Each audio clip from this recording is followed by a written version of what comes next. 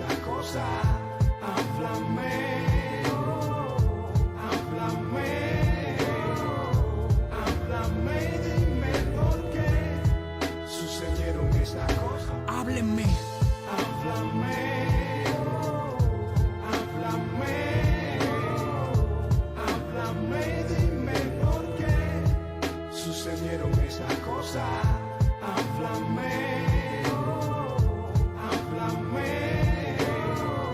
háblame, dime por qué sucedieron esas cosas.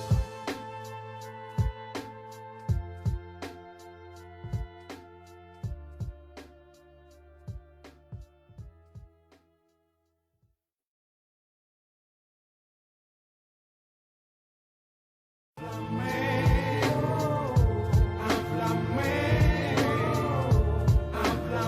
dime por qué sucedieron esas cosas. Háblame, háblame, háblame, dime por qué sucedieron esas cosas. Háblenme.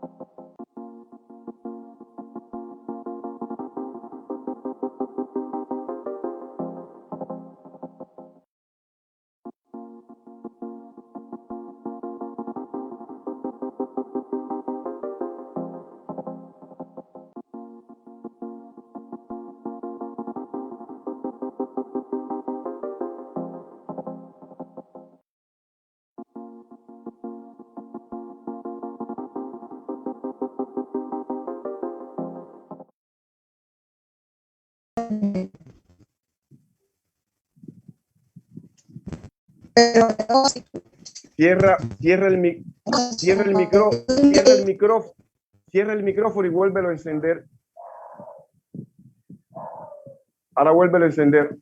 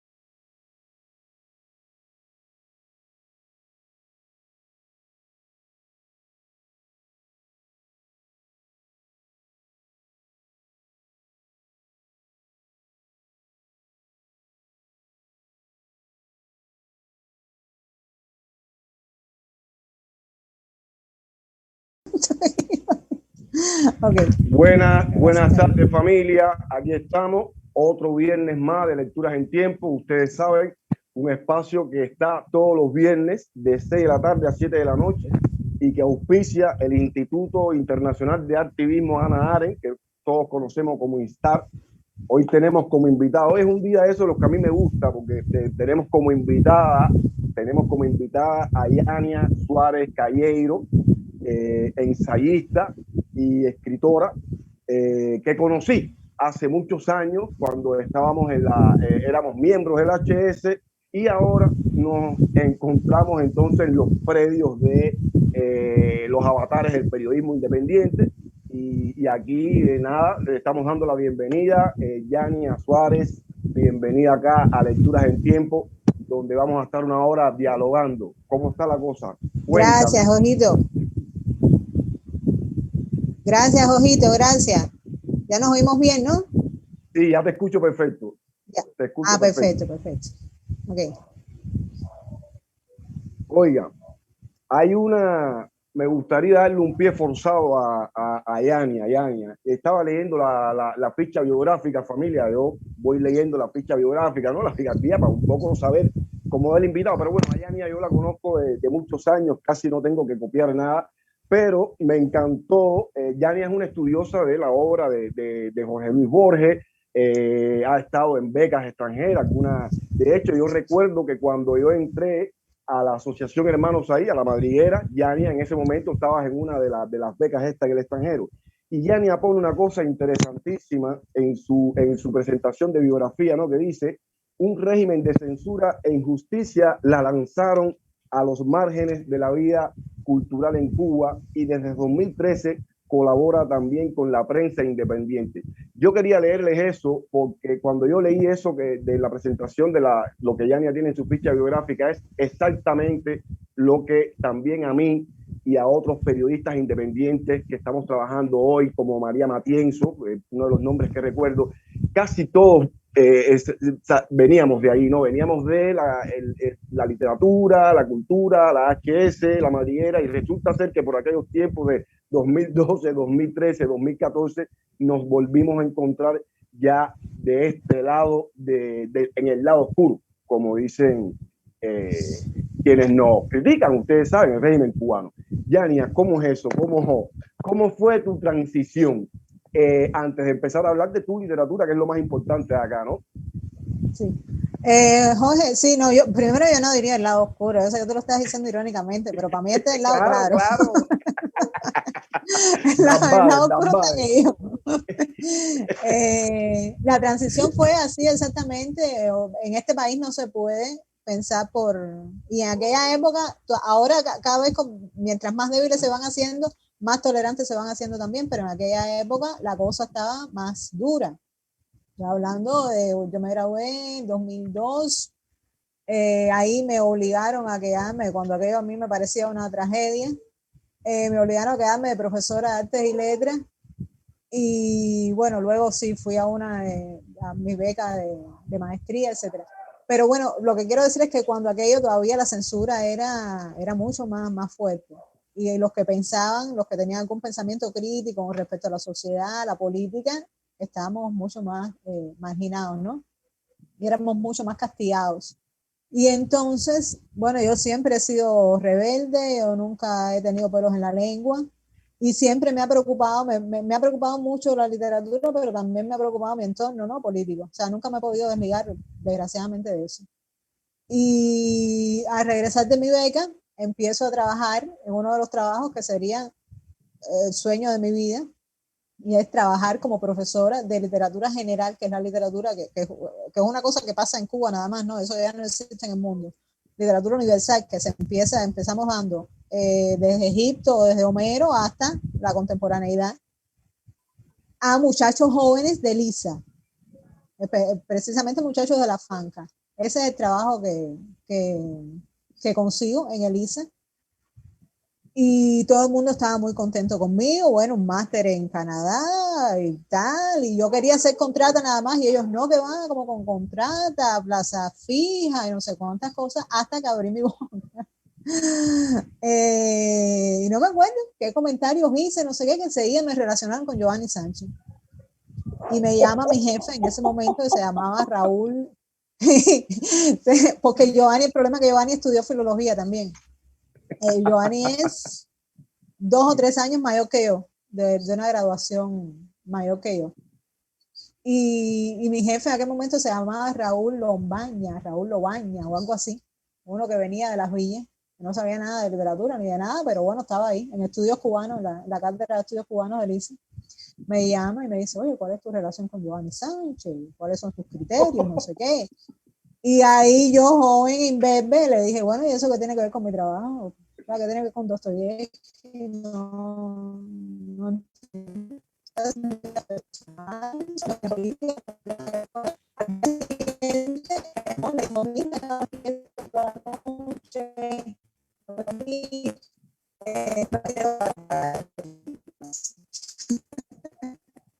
Se volvió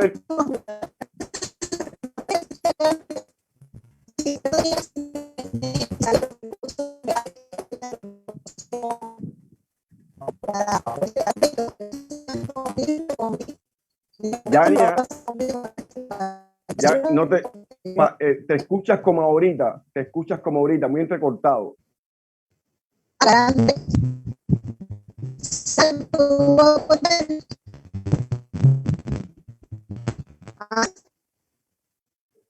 Quizás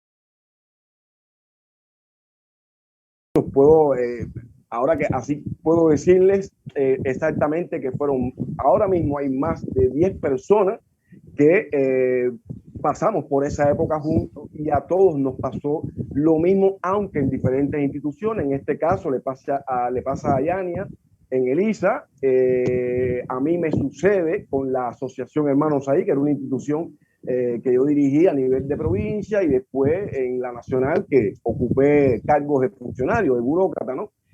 También coincide que esa es la época del mandato de Alpidio Alonso Grau como presidente nacional de la Asociación Hermanos Saiz, ese que hoy es el ministro de Cultura, el ministro que tira manotazos y arrebata teléfonos, ¿no? Es decir, Yania lo que nos está relatando acá es una época que yo creo, Yania, eso fue una época, bueno, durante creo que fueron los 10 años que reinó Alpidio Alonso. Creo que Alpidio Alonso reina desde el año 96 hasta el 2006, que lo sustituye Luis Morlote Rivas, que es hoy el presidente de la Unión de Escritores de Cuba, ¿no? Es muy importante esto. Aquí estamos, digamos, hoy Yania está como invitada. Yania es hoy representa ese periodismo independiente que nos denigra en la televisión nacional y nos llaman de la CIA, nos llaman terroristas, nos llaman mercenarios, ¿no? Y hemos aquí estamos. Es decir, uno de los propósitos, Yania, de Lecturas en Tiempo es ponerle a las personas en vivo, acá en directo, a esos que el régimen llama en su televisión nacional terroristas, mercenarios, asalariados. Acá los ponemos en su oficio real, claro, también hacemos el periodismo real. Hay otra coincidencia, Yania y yo trabajamos también en Diario de Cuba, ¿no? Y enos aquí, es decir, para que la gente pueda ver quiénes son esos a los que llaman agentes de la CIA, quiénes son esos artistas a los que llaman mercenarios. Aquí a Yania Suárez Caleiro, no voy a decir que yo, porque yo soy el anfitrión, yo no puedo estar poniendo mucho bombo acá, pero aquí está Yania, como han pasado otros por acá con la misma circunstancia, como lo fue comentado ahorita, María Matienzo y otros escritores que después mutamos hacia esta historia. Pero bueno, aunque nosotros siempre estamos hablando de política y somos jóvenes Jedi, de bienvenido al lado de eso, también vamos a hablar un poco de literatura, Yania. Hace muchos años yo dejé, no sé, dónde yo encuentro la literatura de Yania después de aquella época que quisiera ver. ¿Cómo encontramos? ¿Qué está haciendo Yania hoy en su literatura? Sí, chico, después de eso, o sea, después de lo de Elisa pasó una tragedia en mi vida y yo dejé a un poco a un lado la literatura para salir a la calle a vengarme, ¿no? Y ahí fue cuando me relacioné con el activismo y me metí un poco más en el mundo de eso, del activismo que te resta energía para la literatura, te resta paz, porque ahí tienes allá la seguridad de estar constantemente vigilándote y tal. Y entonces he escrito, no está publicado porque es que en este lugar donde estamos nosotros, en esta especie de margen, fuera en las afueras de Roma, en el exilio, en el incilio, que vivimos, no tenemos muchas oportunidades para publicar literatura. Exacto. O sea, lo que hay son editoriales muy pequeñas, autogestionadas, que lo que ofrecen es la posibilidad de books on demand, y eso como que no estimula mucho tampoco a publicar, ¿no? Pero bueno, sí, o sea, ya yo estoy decidida a reunir las cosas y armarlas, y aunque sea así, pequeñamente publicaré, ¿no? Sí. Pero esto que comentas ahora es referente a lo que sería la literatura, a tu narrativa, o también te afecta tu oficio de ensayista, porque también Yania es una excelente ensayista, ya la había presentado, les había dicho que Yania es una estudiosa de la obra de Jorge Luis Borges, ¿no?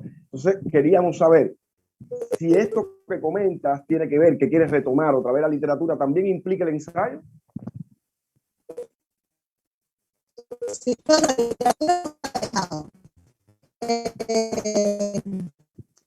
sí, el ensayo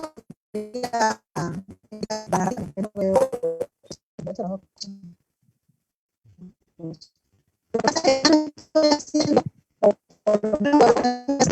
tanto ensayo que yo hacía antes, y sí ensayo un poco más relacionado con la política, con el pensamiento político.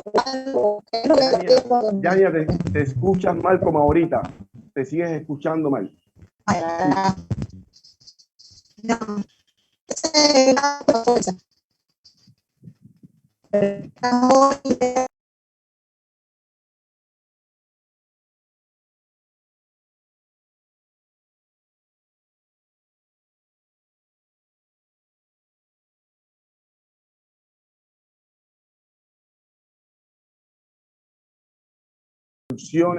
las instrucciones de las comunicaciones, las telecomunicaciones. Recuerden, familia, que estamos estrenando el decreto ley 35, precisamente un decreto que tiene que ver con los temas relacionados con las tecnologías de la informática y las comunicaciones. Ya ustedes, si ya pudieron entrar en sus redes sociales, porque se ha viralizado la campaña de al decreto 35. Vamos no a ver. al decreto 35. ¿Te escucho mejor? ¿Me escuchas bien ahora a mí? Sí. Perfecto. Sí, perfecto. Y esto te digo, esto nunca me había pasado. Yo he tenido una pila de reuniones en Zoom y primera vez que me pasa. Nos quedamos en la parte en que nos explicabas si esto de retomar tu literatura, que te interrumpió tu labor como escritora, si también eso afectó el ensayo como tal. Sí, afectó el ensayo en el sentido de que como he pensado mucho más en temas políticos, sobre todo políticos relacionados con Cuba, eso es lo que me está saliendo como ensayista, más que la literatura, que era lo que me salía antes, ¿no? Yo antes escribía de Kafka, Shakespeare, Cervantes, Borges. Y bueno, Borges sí, pues, lo sigo leyendo, Borges, imagínate. Pero bueno, todavía estoy, que creo que quizás sea una especie de delay. No sé si va a seguir o no, no sé. Depende de lo que uno le preocupe, ¿no? En el momento. O sea, yo cada vez que he tratado, mi estado ideal es desconectarme de la realidad y que se caiga el mundo. Yo quisiera vivir así realmente. Lo que pasa es que empiezan a pasar cosas, matan a alguien, meten al otro preso, se arma una revolución, entonces uno tiene, yo por lo menos tengo que reaccionar ante eso, ¿no? Entonces esta realidad a mí no me deja, esta realidad política a mí no me deja desconectarme de ella. Pero creo que sí, que en algún momento pasará, en algún momento yo volveré a mi estado literario puro. Que nos comentas, que nos compartes, me recuerda a un filósofo ruso que yo no compartía mucho digamos, los postulados de Berdiayev, pero tenía algunas cosas que eran interesantes. Entonces, Berdiayev tenía una frase que para mí, yo me la apropié genial, que es: el sentido de culpa por todo lo que sucede alrededor es también un sentimiento de hombre libre. Y entonces yo traspolo eso hacia ti, de mujer libre. Es decir, tú quieres vivir en tu realidad, pero hay una realidad que no te deja y te implicas. Y esa implicación es libertad también. No sé si compartes también ese principio mío y de verdad, Sí, y es, ¿no? Pero sí, yo lo veo así. sí, Y lo digo no sí, por decírtelo, lo digo porque te conozco y lo digo porque eres una de las periodistas independientes más activas que yo veo, tanto en las redes sociales, en la crítica, con los animalistas, los ambientalistas, ¿no? Te veo siempre ajetreada, ¿no? Entonces, para mí, sí, es verdad que te aparta de tu estado natural también, pero agradecemos que esta pelea aquí en Cuba, ¿me entiendes?, te haya apartado del estado natural para que nos regalaras la compañía, la complicidad poética de pelear por la libertad de... gracias, gracias. Tú siempre tan generoso. Bueno, para algo están los amigos, por lo menos, para ser generoso, ¿no? Al menos eso nos queda, la generosidad entre amigos, ¿no? Nada. Pero tú me habías dicho que querías leernos algo también, alguna cosa, querías leernos. Sí, me da gracia que hayas mencionado tanto a Borges porque precisamente lo que tengo preparado para leer es un texto que yo no sé todavía si es un ensayo o si es un cuento sobre Pierre Menard, autor de Quijote, ¿no? El primer cuento de Borges, que tampoco se sabe si es un ensayo o es un cuento. Entonces, si quieren, lo empiezo a leer. Sí, Y bueno, claro. si la conexión se cae, tengan por favor la paciencia para esperar. Este texto apareció en la revista Variaciones Borges. Aquí se verá al revés o algo. Bueno, es la revista más importante de No, aquí se ve estudios sobre perfecto. Borges, ¿no? Ah, sí, bueno, Sí, de sí. estudios sobre Borges, que la edita el Centro de Estudios sobre Borges, que ahora radica en Pittsburgh. Apareció también en la Gaceta de Cuba, si mal no recuerdo, cuando aquello me publicaban en la Gaceta. Por supuesto, me faltó decir, a mí me censuraron todo, ¿no? Los libros de cuentos de nuestros cubanas y todo eso, eso es obvio. Exacto. Eh, y bueno, sí, yo creo que todavía yo lo disfruto. Así que bueno, espero que ustedes lo disfruten también. Como ya dije, es una lectura de Pierre Menard y la clave vamos a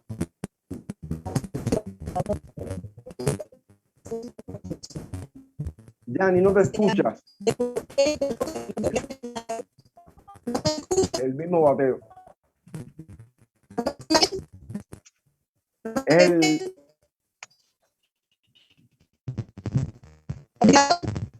no, es como que se distorsiona la voz, como que se pixela, como digo yo, se pixela la voz.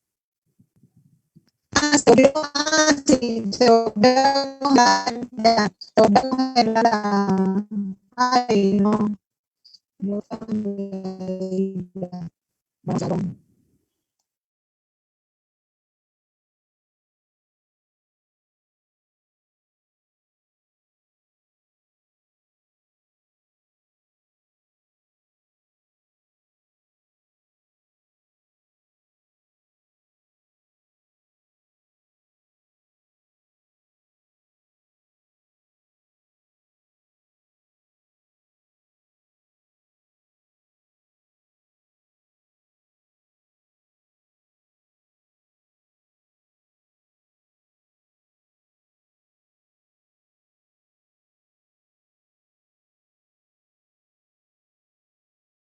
dude uno, no dudemos que pueda pasar. Aquí está otra vez de regreso Yania.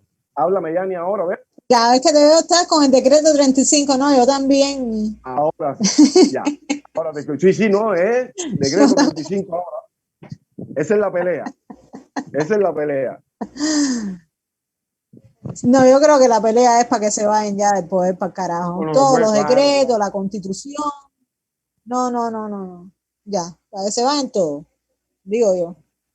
Sí. Bueno, vamos a elevarnos, vamos a elevarnos. Se llama el texto del porqué de las cosas del cuento de Pierre Menard, de las verdades que encierra y de la índole de su ilustre protagonista. Dice, es así que el sobredicho poeta, los ratos que estaba ocioso, que eran los más del año, se daba a leer libros de teoría y estética con tanta afición y gusto que olvidó casi totalmente los deberes de la poesía, ocupándolos con el entendimiento de las musas, con el secreto propósito de llegar a aventajarlas, descubriendo un día su industria, y de todos los libros que leía, ninguno le parecía mejor que Filosofía de la Composición de Edgar Allan Poe, creador de la lucidez poética, donde en muchos lugares encontraba escrito: es mi intención demostrar que en ningún punto de esta composición se debe al azar o a la intuición, y que la obra avanzó paso a paso hacia su culminación con la precisión rígida y rígida consecuencia de un problema matemático. Y con estas razones perdía el pobre caballero el juicio. No estaba bien con el escepticismo de Descartes ante la lingua universalis, y decía que más le hubiera valido a Leibniz el haber llegado hasta el último término ese proyecto con el que pudiera contar ahora para encontrar un vocabulario poético y la ciencia de producir literatura, que era en lo que consistía con sus altos y bajos la secreta búsqueda de nuestro poeta. Pero con todo, alababa al autor aquel haber dejado la continuación al futuro. Más llegó a gustarle la poesía del ajedrez de Ruy López y las experiencias que se podían sacar de esa estructura. Y mucho bien decía luego de Ars Magna de Ramón Llull, inventor de la máquina de pensar, porque decía él, era el principio de toda empresa para hacer proposiciones verdaderas, acomodadas a la ciencia y la combinatoria y la verdad de los arquetipos, y que todo esto mejorado con los adelantos binarios del álgebra de Boole, cuyas promesas algebraicas estaba dispuesto a cumplir a favor de la literatura, podía llevar a generar poemas y otras lindezas que se decía que de este modo era posible hacer. En resolución, él se enfrascó tanto en aquellas lecturas que se la pasaba las noches investigando de claro en claro y los días de turbio en turbio, y así del poco dormir y de mucho leer se le secó el cerebro, de manera que vino a perder el juicio. Llenóse en la fantasía de todo aquello que leía en los libros, así de conjuntos como de sonidos, sintaxis, variables, semántica, semiótica, lingüística, tormentas y disparates imposibles, y asentónsele de tal modo en la imaginación que era verdad toda aquella máquina de sonadas, soñadas invenciones, que para él no había cosa más cierta que las leyes métricas de la prosa francesa anunciadas por Mallarmé y descubiertas por él. Y con esto creía estar muy a punto de poder producir literatura, y muchas veces le entraron deseos de tomar la pluma y dedicarse a ello al pie de la letra, y sin duda alguna lo hiciera, si otros mayores y continuos pensamientos no se lo estorbaran. Y era que llegado a un determinado punto de sus cavilaciones sobre producir un libro nuevo, lo desanimaba al grado de la melancolía la idea de que las obras de la mente perecieran, como era visto que perecían en el tiempo, hasta caer en el olvido, perdidas por la incomprensión de la gloria, la memoria y los falsos historiadores. Pensamiento terrible que le había desatado la lectura de una novela fementida, que recreando una obra maestra del pasado, la hacía pasar por obra nueva y de hoy, como si eso no fuera muy de su linaje y calidad de las obras maestras sin necesidad de intervención alguna. Una doctrina filosófica, decía él a sí mismo, al principio se correspondía con el universo. Giraban los años y era un mero capítulo, cuando no un párrafo o un nombre de la historia de la filosofía. Y en la literatura esa caducidad era aún peor. Y no fueron pocas las noches con sus días que dedicaron nuestro poeta a partir de entonces a meditar en esa pérdida. Siendo que un día, estando metido en ese discurrir del tiempo, en suspenso, con el papel delante, la pluma en la oreja, el codo en el bufete y la mano en la mejilla, se le representó en la mente que todo esto debía ocurrir según el modelo del Eleata Zenón, según el cual Aquiles, pies ligeros, nunca podía alcanzar a la tortuga, por obra de algo que parecía encantamiento, pero no lo era, sino matemáticas, porque primero el héroe en la realidad estaría condenado a correr 10 metros, luego 1 metro, luego medio metro, luego solo 1/4 de metro, luego 1/8 de metro, hasta perderse en un punto infinito sin llegar nunca a alcanzar a la tortuga. De la misma manera que una obra de la mente primero correspondía al universo, luego capítulo, luego párrafo, etcétera, etcétera. Esquema que hasta hoy seguía desafiando las decisivas refutaciones que a lo largo de 23 siglos se le dispensaban. Y fue que se dijo que para solucionar la mengua de las obras de la mente en el tiempo o en la memoria, que era su espacio natural, debía más temprano que tarde ajustarle las cuentas a la paradoja de Leata, inventor del movimiento imposible, padre de toda la lógica, reductor del absurdo, por estar tan pareja con la realidad, o eso creía, sin atreverse más a tomar la pluma para escribir un libro nuevo. Así era el temor que tenía a que estos desaparecieran. Deberábase así el caballero por desentrañar estos varios pensamientos y entenderles el sentido, que no los sacaran y los entendiera el mismo Aristóteles, si resucitara solo para ello, pareciéndose que solucionar el tiempo y su decaimiento era cuestión digna de la disciplina que profesaba. Quiso el azar que un día encontrar el fragmento filológico de Novalis, donde se postula ser posible la identificación total con un autor determinado. Y quiso el azar también que recordara otro día que algunos de los autores de esta tan verdadera historia dirán que ambos acaecimientos fueron simultáneos, aquella receta de Quevedo con la cual prometía que mediante ciertos sencillos ingredientes de vocabulario y rima, cual bálsamo de fiera brás, los gañanes de la Mancha podían ser Góngora en un día, y de la cual nuestro apacible poeta no sospechó el engaño, puesto que él mismo había probado algo semejante en sus tiempos de poeta preciosista. Estos y tales otros variados pensamientos iban mezclándose en la cabeza, acomodándose con otras diversas y nunca vistas ideas, hasta ir encaminados, como los manantiales, a formar torrente o cascada. Mezcla y cascada en la cual, dicho sea de paso, con mejor discreción que en esta crónica, no para en miente Cervantes en su aventura. En efecto, rematado ya su juicio, vino a dar con el más extraño pensamiento que jamás dio escritor en el mundo, y fue que le pareció convenible y necesario, así para el servicio de las obras de la mente, como para la literatura, hacerse autor de una obra maestra del pasado, posible según Novalis y hasta Quevedo, y poniéndose en posición de Aquiles, en la posición en que Aquiles era capaz de correr los 10 metros íntegramente al principio, salir a deshacer el entuerto de la paradoja, recuperando en correspondencia la obra con el universo, recuperando la correspondencia de la obra con el universo, ejercitándose en todo aquello que había investigado y leído y desafiando así todas las ocasiones y peligros que le impidieran producir otra vez la obra maestra elegida palabra por palabra. Ya se veía el pobre identificado totalmente con el autor de la obra, que era Aquiles en su imaginación, y recobrando de nuevo el universo entero para que éste se correspondiera con el ingenioso hidalgo Don Quijote de la Mancha, que era la obra maestra escogida, de cuyo discernimiento no dudó ni un momento. Y es que muy justa y llena de repentina lucidez poética le parecía la elección del Quijote para su empresa, por encima de todas las obras alguna vez escritas. Decíase él a sí mismo, con elaborado discurso, y con esto pensaba que imitaba en todo las enseñanzas del Cuervo, que puesto que la ilustre novela había agotado todas las etapas de la carrera, que en su imaginación creía que hacían las obras de la mente, empezando por ser el universo, luego un capítulo, luego un párrafo, luego etcétera, etcétera, que ya la que antes fuera una agradable obra, era ahora, en nuestra triste edad, cadáver ilustre infinitesimal, olvido de brindis patrióticos y soberbia gramatical, no podía ser otra mejor. Él mismo, reconocíalo no sin pesar, la había olvidado. A la edad de 12 o 13 años la leyó, tal vez íntegramente, creyendo que se trataba de una novela de caballería. Después los años de indiferencia y de olvido fueron simplificando su recuerdo hasta dejarla como la imagen anterior de un libro no escrito, de modo que ya no formaba parte de su mundo ni la consideraba inevitable, como un verso del gran Poe o del soberbio Rimbaud. Y que bien por la historia general que nos afecta a todos, o bien por la suya propia, el Quijote estaba perdido en la memoria, y que era el terreno donde ocurría la menesterosa carrera que iba a salvar. Además, su novela, que ya sí se creía que era el autor, era exaltada por la crítica europea, que leía por tener propiedades arquetípicas de resucitar. De modo que si un incendio, decían los críticos, devastara todas las bibliotecas del mundo, esta podía renacer en cualquier variedad como la ave fénix.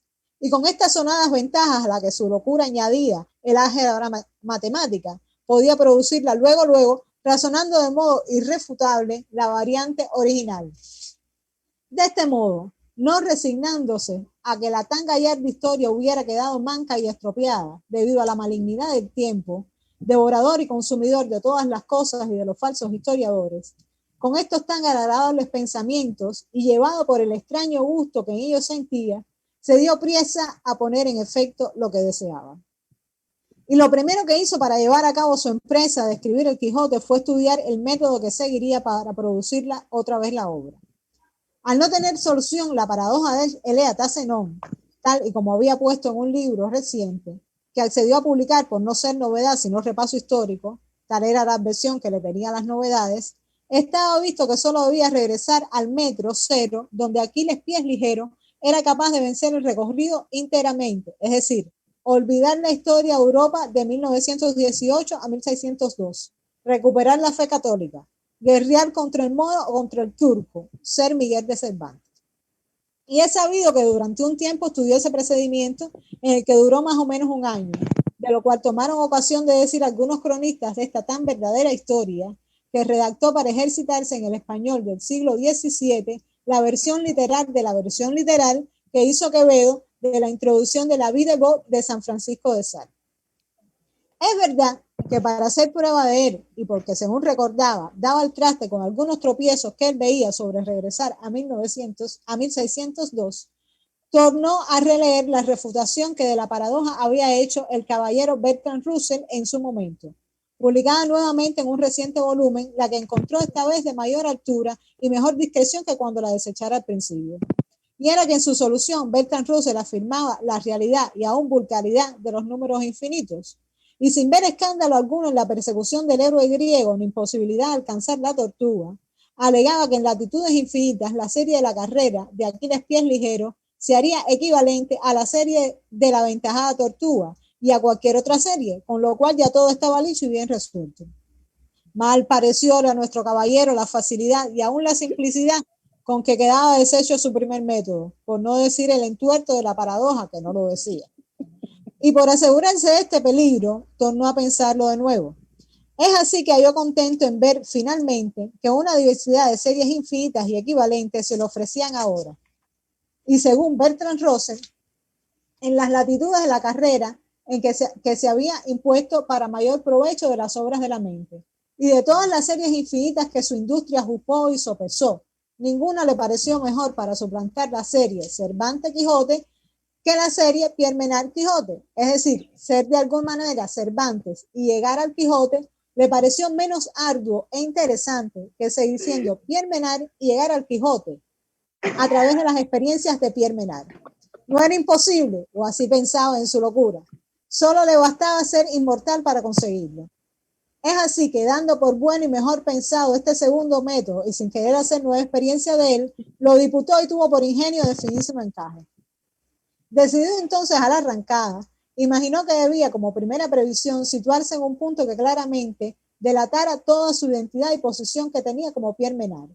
Y siendo que por estos días había fallecido un poeta y paisano suyo famoso por las simetrías en el estilo de sus rimas, redactó a manera de obituario un obstinado análisis de las costumbres sintácticas del poeta, sin dejar por un momento que el elogio o la emoción enturbieran las razones de su crítica objetiva. Y de esta manera creyó haber dejado dibujada cristalinamente su posición de arrancada como Pierre Menard. Hecho esto, y viendo con qué buen pie había comenzado sus primeros pasos en el segmento de identificación, se puso entonces a continuar la marcha para llegar al Quijote a partir de sus experiencias, y en esto duró 7 u 8 años. Y digo yo que algo de la suerte, de la libertad o de la cárcel de Miguel de Cervantes tuvo que haber requisado para que un día entre los días notara que el móvil que llevó a escribir su novela no era tan exacto como él mismo decía y hasta juraba, esparciendo toda clase de promesas en la obra, y que había sido, y era, según decía, poner en aborrecimiento de los hombres las fingidas y disparatadas historias de los libros de caballería, sino que más bien Cervantes hacía gala de conocerlas todas al dedillo, como viejas historias de a luengos años, guardando en la memoria todos los trucos, pendencias, batallas, desafíos, heridas, requiebros, entuertos y encantamientos, como quien ha pasado largas horas solazado al calor de esa literatura, recuperada por él en su silencio. Si bien, se decía nuestro caballero, atentísimo a la memoria, que tampoco Cervantes había mentido cual malandrín, y que algo de absurdo tuvo que encontrar en esos sueños que amaba, para querer destruirlos con otros sueños.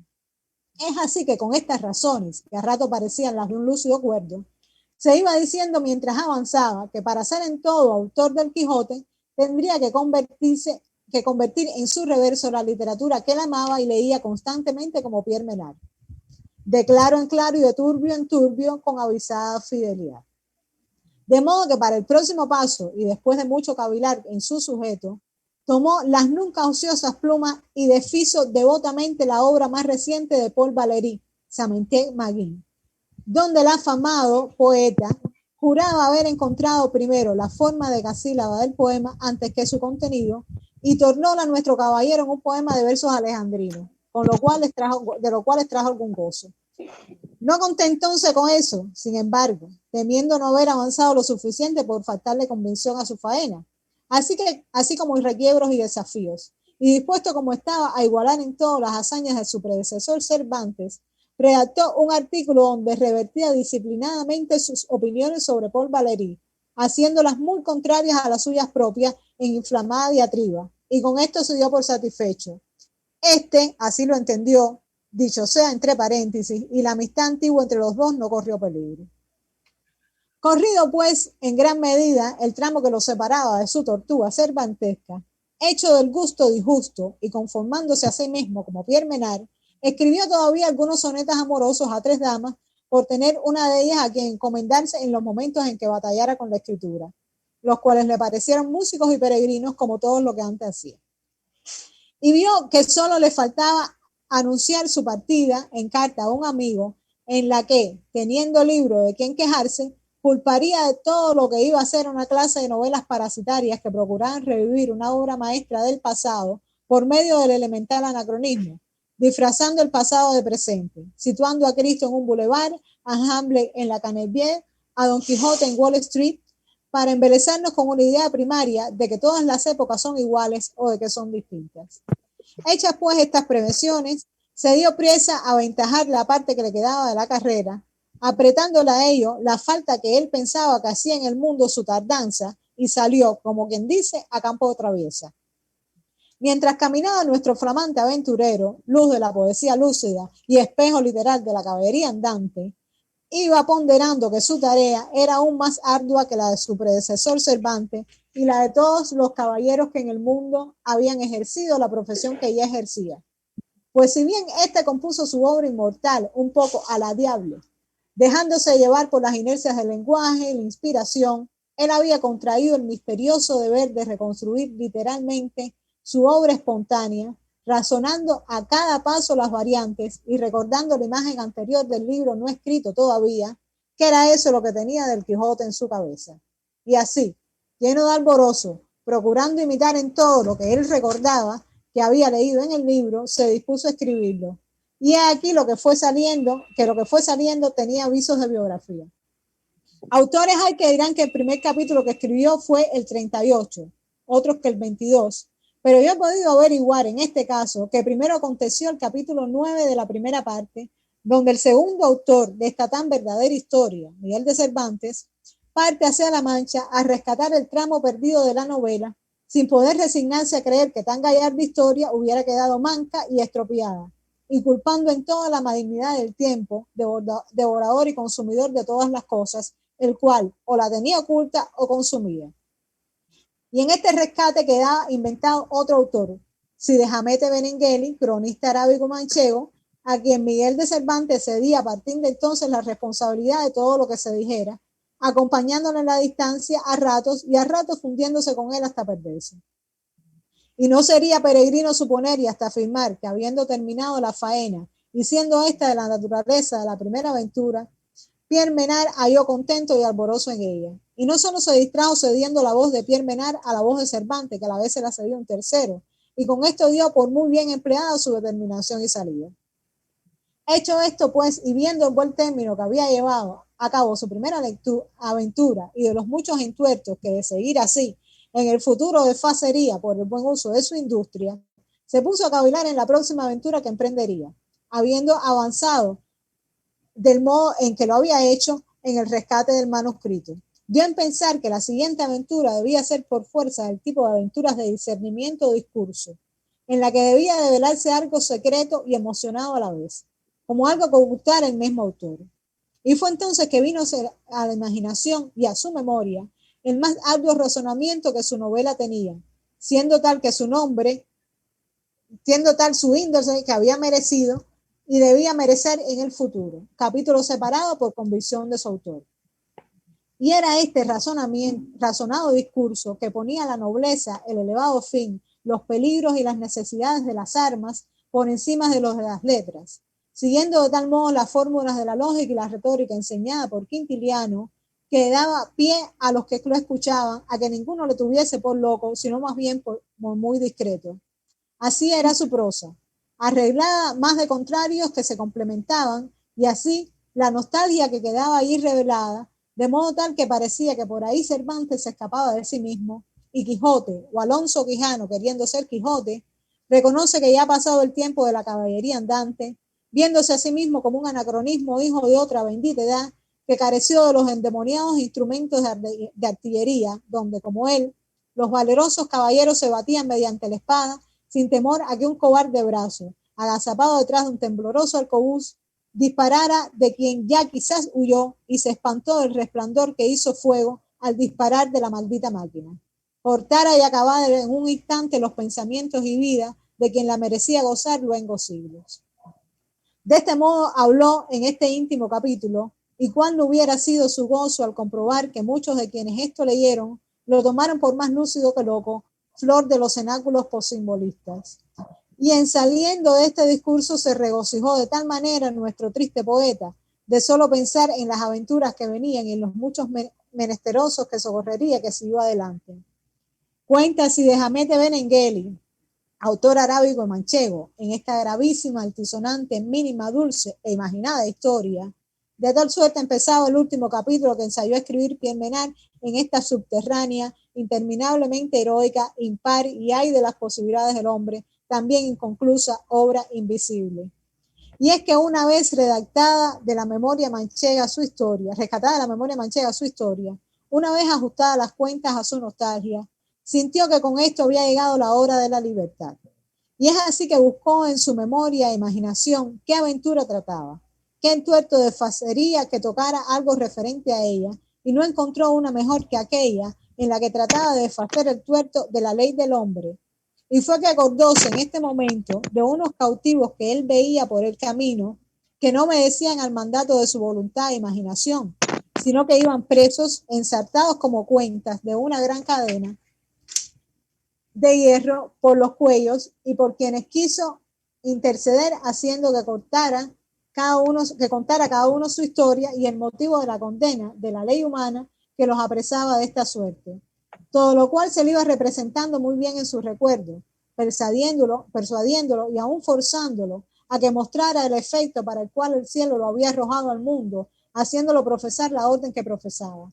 Y esta era la de socorrer a los menesterosos o presos de la ley ajena, que es exterior, distinta a la intimidad del pecado, que es diálogo superior. Y digo yo que así lo habría hecho, y que en tal fatal momento se le ocurrió tamaña empresa, que fue la más grave tarea que emprendería de todas las posibles tareas, porque ya fuera por una dolencia oculta que padecía, o por disposición del cielo, o por algo que ocurrió en ese capítulo, a lo cual se ajusta en cualquier caso la respuesta de Ginés de Pasamonte sobre la historia de su vida, que no podía estar terminada porque no estaba terminada su vida, que dio su espíritu. Quiero decir que se murió.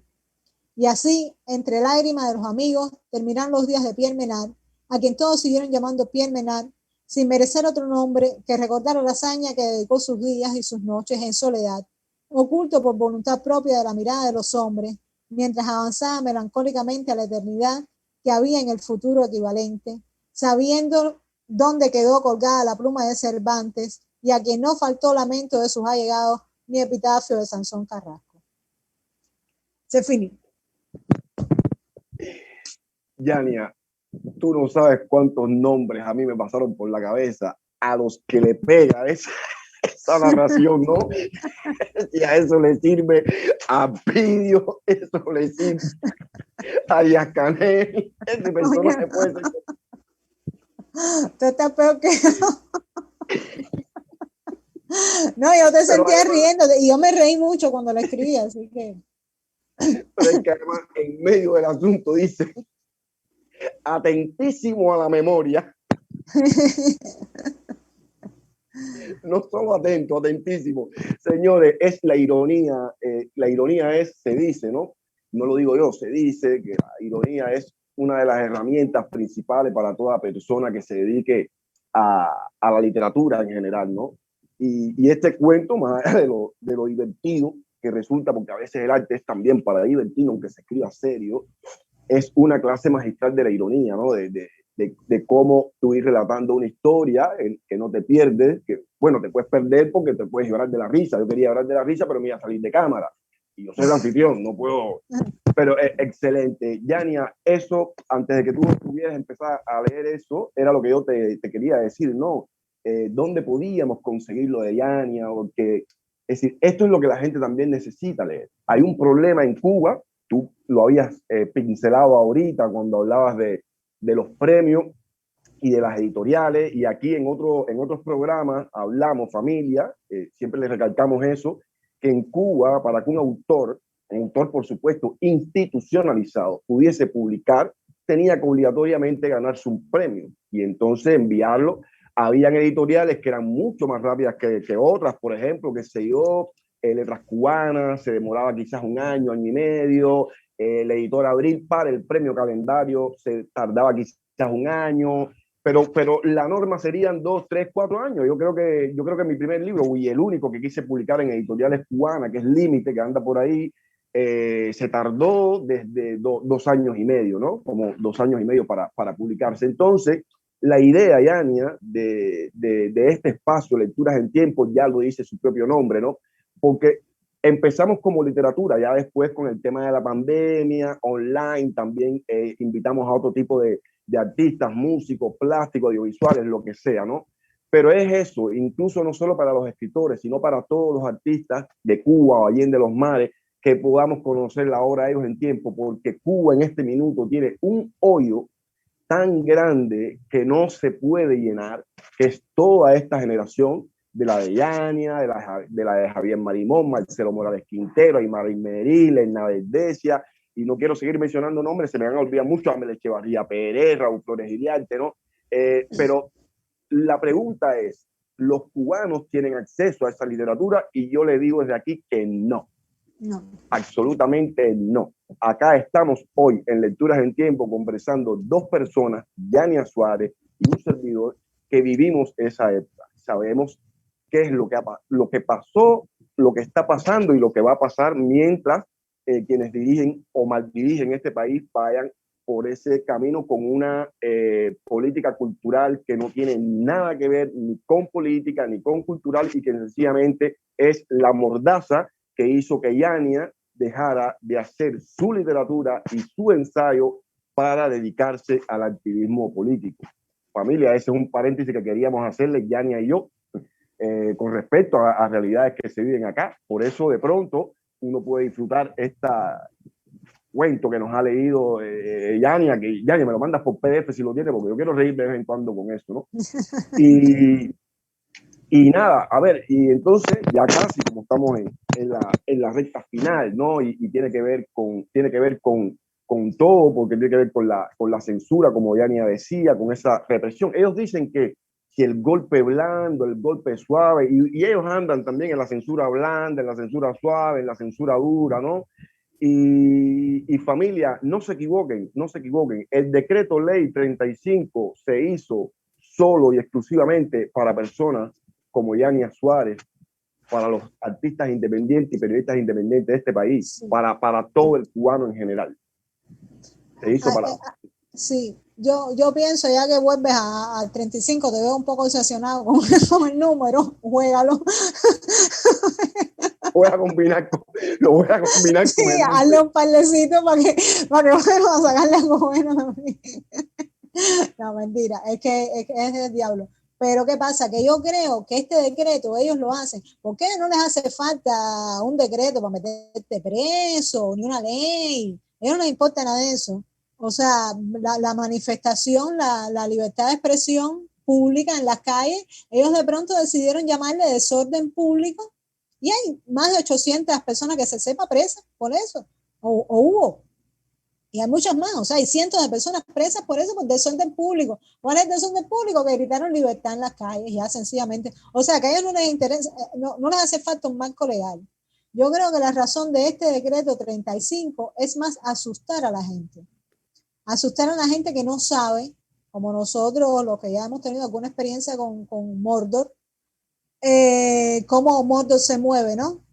Y entonces, por ejemplo, yo veo mis amigos, la gente me encuentra por ahí, no, ahora está prohibida la manifestación, no, ahora en Facebook no se puede, qué sé yo. No, caballero, o sea, sí se va a poder seguir haciendo lo mismo y si ellos quieren arrestarte, lo van a hacer con decreto o sin decreto. O sea, sencillamente esto me parece a mí, no tanto para encontrar es una base legal para reprimir que no les hace falta, sino para asustar. Me parece, no estoy seguro. Igual no. Yo coincido 100% contigo, además, ¿no? Y también poner en contexto el contexto que precisamente cuando usted se lee el cuerpo de este decreto, es para sancionar a espacios como este que ahora mismo usted Exacto. está disfrutando acá. ¿Qué ha pasado aquí? Aquí no hemos hablado de otra cosa que no sea literatura y de política, de lo que nosotros queramos hablar, porque es nuestro derecho a la libertad de expresión, de opinión y de prensa, pero, y usted lo disfruta, disfrutar de ese cuento que Yania nos leyó, pues a eso va el decreto ley 35, a ir contra un espacio como este. Pero bueno, Yania, ahorita tú habías dicho una cosa para mí muy importante y que me encantaría como cierre, ya se nos fue una hora, eso es lo malo del asunto es que todo siempre se acaba rápido, y ahorita hablabas de lo de las publicaciones, de las pequeñas editoriales que había, ¿no? A la cual estamos obligados muchos autores a tener que recurrir.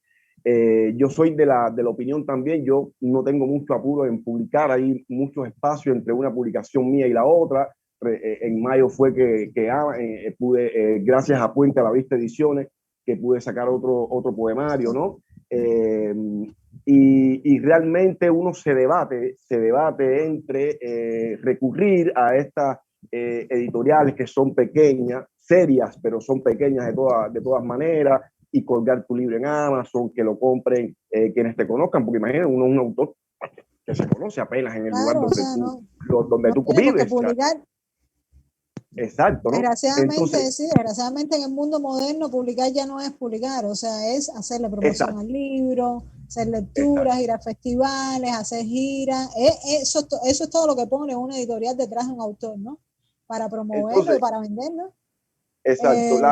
Nosotros estamos en situación muy de precariedad casi absoluta, o sea, el Books on Demand es una situación de precariedad, sencillamente. Y me parece una pena porque aunque la literatura quizás no sea, lo más importante del mundo para mucha gente, no sé, yo creo que cada vez más va a haber jóvenes autores cubanos que se pongan del otro lado y que las instituciones censuren. Y entonces haría falta, no sé, que se cree una infraestructura, ayudar nosotros mismos. Ahora mismo no imagino cómo, pero bueno, la necesidad existe, o sea, que se cree una infraestructura un poco más fuerte para promover esos autores, ¿no? Bueno, has respondido casi totalmente la pregunta que te quería hacer de cierre. ¿Cómo le ves tú el panorama a esos jóvenes?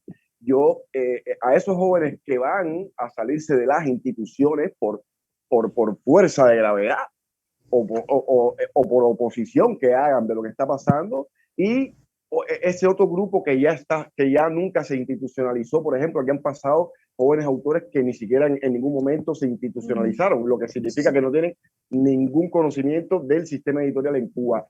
Yania, que tiene esa trayectoria como persona dedicada a las letras, ensayista, investigadora, ¿no?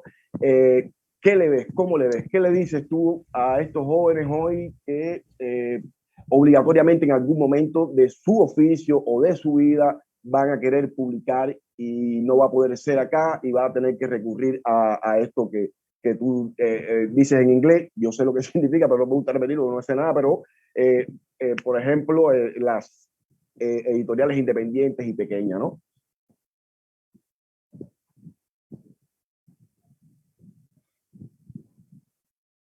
Bueno, creo que Yania se nos pixeló y creo que me toca despedir. Bueno, familia, este fue otro viernes más de Lecturas en Tiempo. Ustedes saben, todos los viernes de 6 a 7, gracias al Instituto de Activismo Ana Aren, que todos conocemos como INSTAR, que es quien auspicia el espacio de Lecturas en Tiempo. Nos vemos el próximo viernes, familia.